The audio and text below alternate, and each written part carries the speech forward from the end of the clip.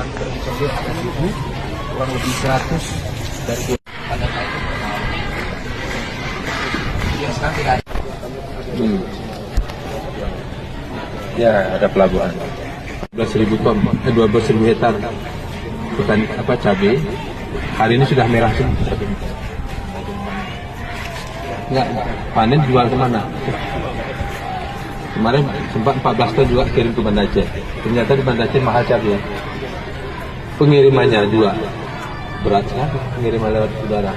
Bersama dengan Bulog Jenderal, dengan Pak Dandim, mengumpulkan camat dan kami mengunjungi Kapolsek, kemudian kami sesuai dengan jumlah jiwa dan jumlah kakak di masing-masing desa juga. Siap berharap dari kantor kecamatan, batasnya kami buat, kemudian para kepala desa ini mengumpulkan TNI Polri di kecamatan dan relawan juga di